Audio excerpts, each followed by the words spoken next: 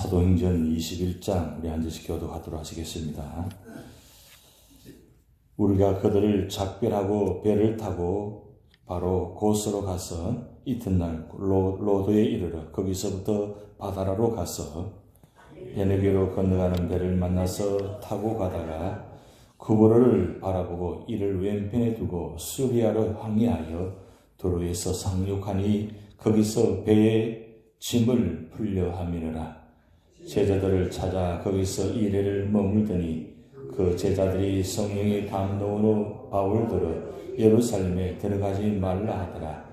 이 여러 날을 지낸 후 우리가 떠나갈새 그들이 다 그 처자와 함께 성문 밖까지 전송하거늘 우리가 바닷가에서 무릎을 꿇어 기도하고 서로 작별한 후 우리는 배에 오르고 그들은 집으로 돌아가니라.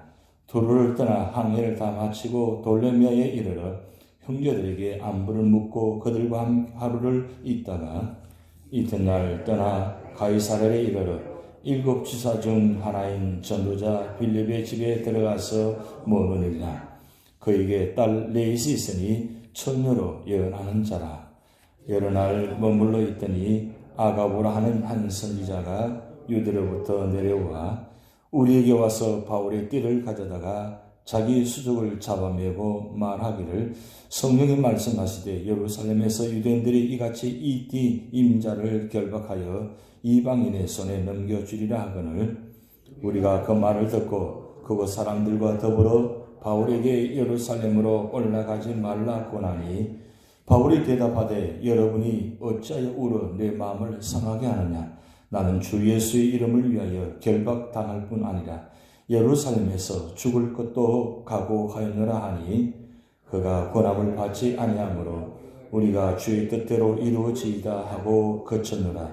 이 여러 날 후에 여장을 꾸려 예루살렘으로 올라갈새 가이사랴에 몇 제자가 함께 가며 한 오랜 제자 구브로 사람 네손을 데리고 가니 이는 우리가 그의 집에 머물려 함이라.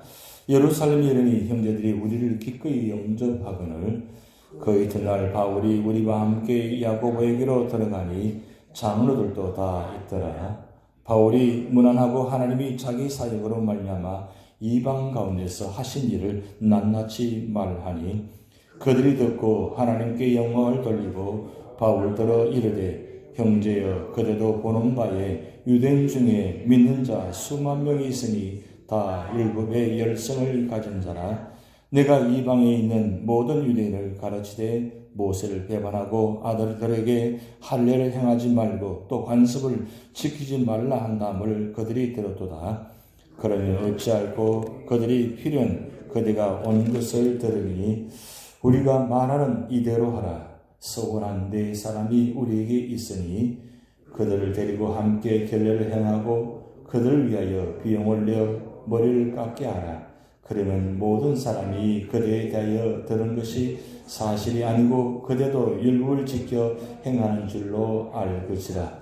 주를 믿는 이방인에게는 우리가 우상의 제물과 피와 목매어 죽인 것과 음행을 피할 것을 결의하고 편지하였느니라 하니 바울이 이 사람들을 데리고 이튿날 그들과 함께 결례를 행하고 성전에 들어가서 각 사람이 위하여 제사 드릴 때까지 결례 기간이 만기된 것을 신고하니라. 그 일이가 거의 참에 아시아로부터 온 유대인들이 성전에서 바울을 보고 모든 무리를 충동하여 그를 붙들고 외치되 이스라엘 사람들아 더우라. 이 사람은 각처에서 우리 백성과 율법과 이곳을 비방하여 모든 사람을 가르치는 그 자인데 또 헬라인을 데리고 성전에 들어가서 이 거룩한 것을 더럽혔다 하니 이는 그들이 전에 에베소 사람 드로비모가 바울과 함께 시내에 있음을 보고 바울이 그를 성전에 데리고 들어간 줄로 생각함이러라. 온 성이 소동하여 백성이 달라와 모여 바울을 잡아 성전 밖으로 끌고 나가니 문들이 곧 닫히더라. 그들이 그를 죽이려 할 때 온 예루살렘에 요란하다는 소문이 군대의 천부장에 들리매 그가 급히 군인들과 백부장들을 거느리고 달려 내려가니 그들이 천부장과 군인들을 보고 바울을 치기를 거치는지라. 이에 천부장이 가까이 가서 바울을 잡아 두 쇠사슬로 결박하라 명하고 그가 누구이며 그가 무슨 일을 하였느냐 물으니 무리 가운데서 어떤 일은 이런 말로 어떤 일은 저런 말로 소리지거늘 천부장이 소동으로 말미암아 진상을 알 수 없어 그를 영내로 데려가라 명하니라. 바울이 청대에 이를 때에 무리의 폭gem으로 말미암아 군사들에게 들려가니 이는 백성의 무리가 그를 없이 하고자 외치며 따라감이르라. 바울을 데리고 영내로 들어가려 할 그때에 바울이 천부장에게 이르되 내가 당신에게 말할 수 있느냐 이르되 내가 헬라 말을 아느냐 그러면 내가 이전에 소위를 일으켜 자객 4,000명을 거느리고 광야로 가던 애굽인이 아니냐. 바울이 이르되 나는 유대인이라 소업이 아닌 길리기아 다소시의 시민이니 청컨대 백성에게 말하기를 허락하라 하니 천부장이 허락하거늘 바울이 청대 위에 서서 백성에게 손짓하여 매우 조용히 한 후에 히브리 말로 말하니라. 아멘. 이번 한 주간도 여러분 삶의 자리에 새벽마다 기도하는 모든 제목들이 하나님을 정하시는 놀라운 방법으로 응답될 줄 믿습니다. 무엇보다도 감사하며 승리하는, 그래서 감사를 통해서 기적을 체험하는 여러분 되시기를 주님으로 축복드립니다.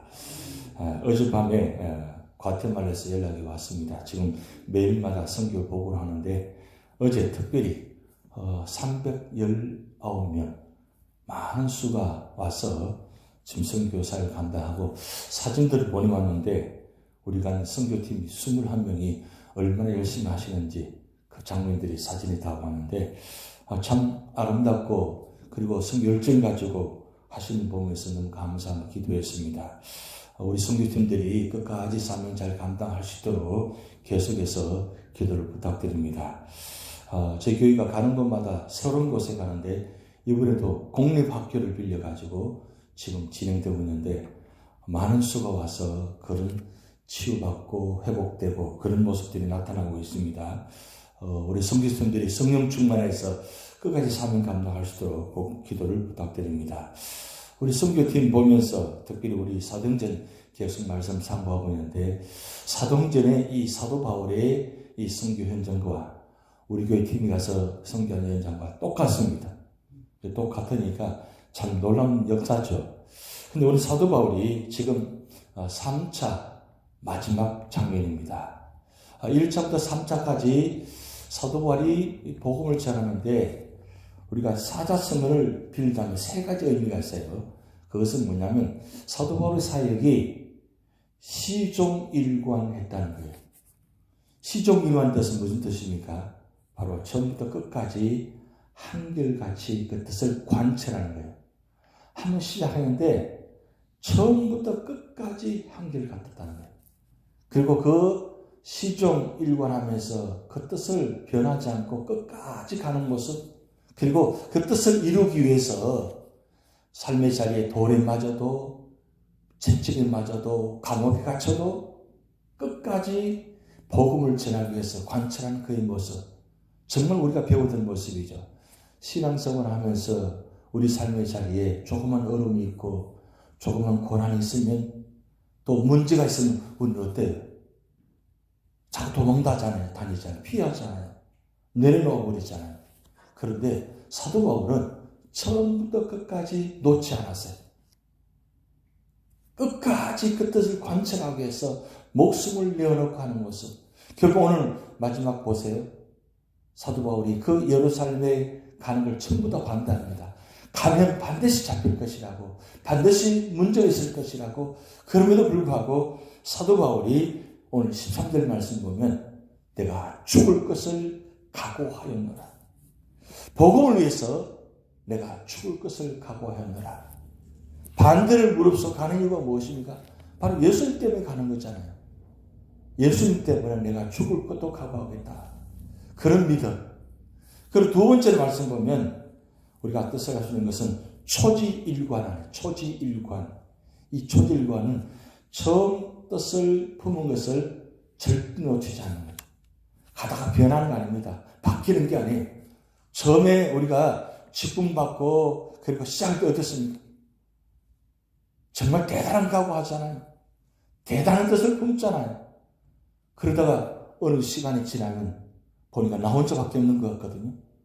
처음 시작할 때는 각오를 단단히 했잖아요. 그 뜻을 품잖아요. 근데 어느 정도 시간이 지나면 나 혼자밖에 없으니까 왜 나 혼자만 일을 하느냐고. 옆에 보니까 처음에는 같이 하다가 나중에 보니까 나중에 없어요. 결국 나 혼자만 남아있어요. 그러다 보니까 어때요? 내 뜻을 내려놔 버리잖아요. 포기할 수 있잖아요.